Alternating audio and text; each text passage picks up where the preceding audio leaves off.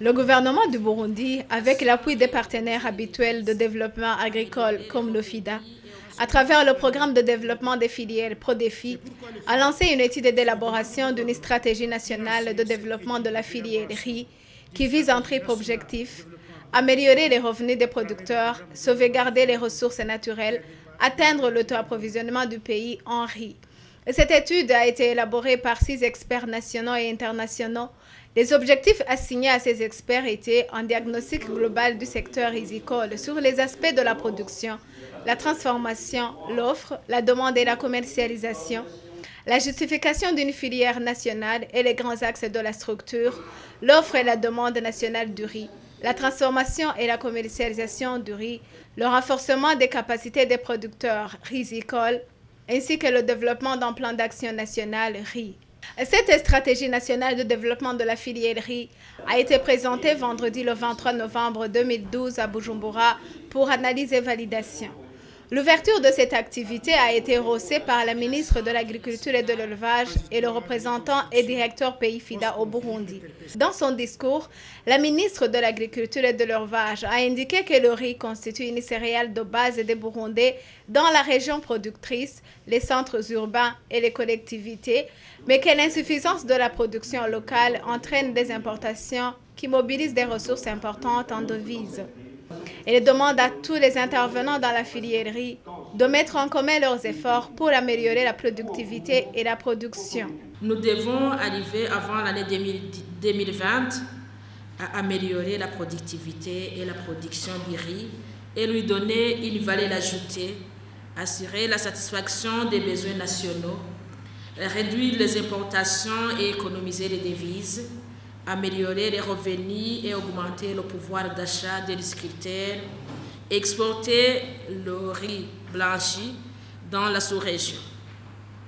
Le représentant et directeur pays FIDA au Burundi a réitéré l'engagement des FIDA à appuyer le Burundi. Le FIDA s'est engagé à appuyer le gouvernement du Burundi dans ses efforts pour l'accroissement du capital productif du paysanat burundais en finançant des programmes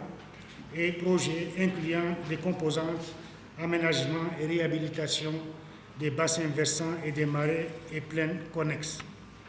À ce jour, les réalisations et les prévisions visant à l'aménagement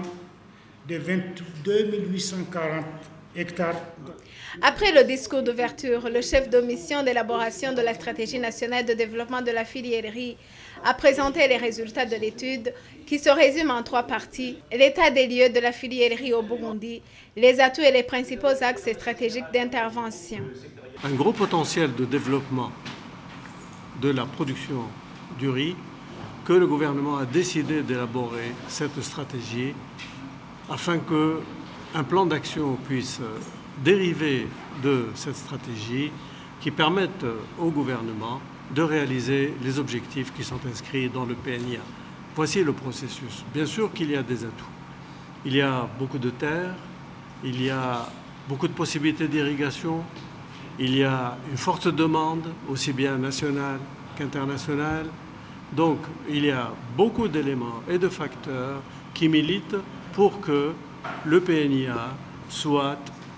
ou mette plutôt en exergue la filière riz comme étant une filière prioritaire. Je crois que la stratégie a développé 4 grands axes qu'il est conseillé de suivre et qui portent sur, et vous l'avez entendu ce matin, l'organisation des producteurs, et on cible le développement des coopératives qui doivent être la structure de base qui permettra d'atteindre les objectifs. Le deuxième axe qui est largement aussi important, c'est l'intensification, et on a insisté longuement ce matin sur une disponibilité